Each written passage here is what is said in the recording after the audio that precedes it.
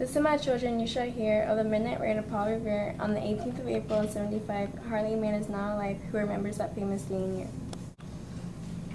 He said to his friend, if the British march by land or sea from the town tonight, hang a lantern aloft in the belfry arch of the North Church Tower as a signal light. One if by land, two if by sea, and I on the opposite shore will be ready to ride and spread the alarm through every Middlesex village and farm, for the country folk to be up and to arm. Then he said good night, and with muffled oar silently rowed to Charlestown shore. Just as the moon rose over the bay, were swinging wide at her moorings lay. A Somerset British man of war, a phantom ship with each mast and spar, across the moon like a prison bar, a huge black hulk that was magnified by its own reflection in the tide.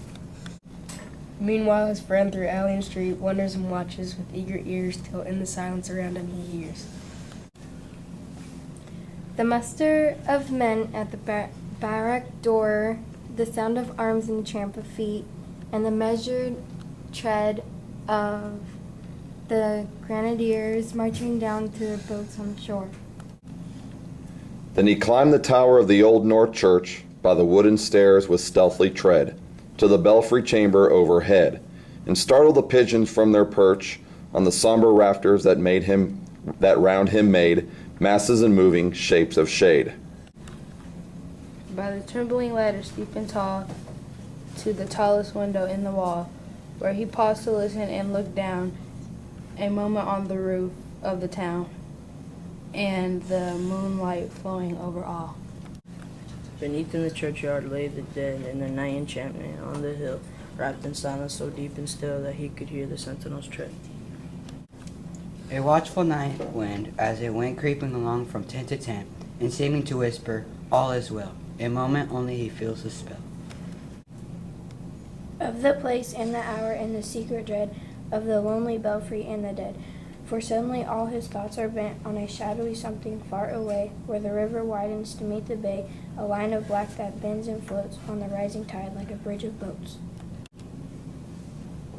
Then, impetuous, stamped the earth, and turned and tightened his saddle girth, but mostly he watched with eager search the belfry tower of the old North Church.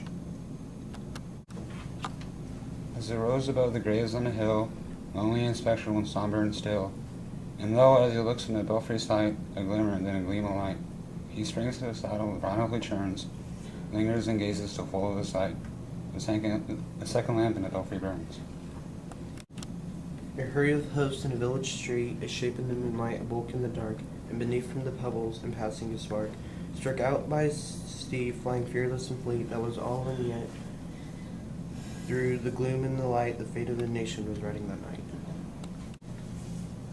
And the spark struck out by that steed in his flight kindled the land into flame with its heat. He has left the village and mounted the steep, and beneath him, tranquil and broad and deep, in this mystic meeting, the ocean tides, and under the alders, the skirt its edge, now soft on the sand, now loud on the ledge, is heard the tramp of his steed, and as he rides. It was 12 by the village clock when he crossed the bridge to Medford town. He heard the crowing of the cock in the balcony of the farmer's dog, and felt the damp of the river fog that rises after the sun goes down.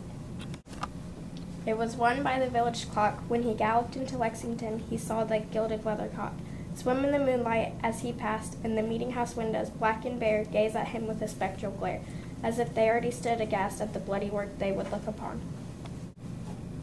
It was 2 by the village clock when he came to the bridge in Concord town.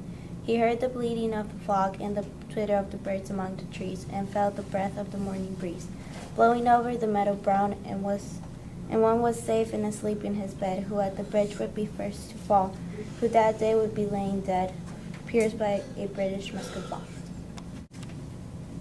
You know the rest in the books you have read, how the British regulars fire and fled, how the farmers gave them ball for ball from behind each fence and farmyard wall, chasing the redcoats down the lane, then crossing the fields to emerge again under the trees at the turn of the road and only pausing to fire and load.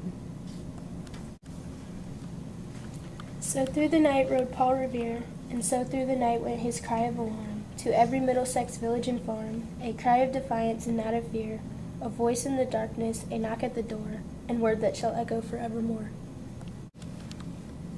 For born on that night wind of the past, through all our history to the last, in the hour of darkness and peril and need, the people will awaken and listen to hear the hurrying hoofbeats of that steed in the midnight message of Paul Revere.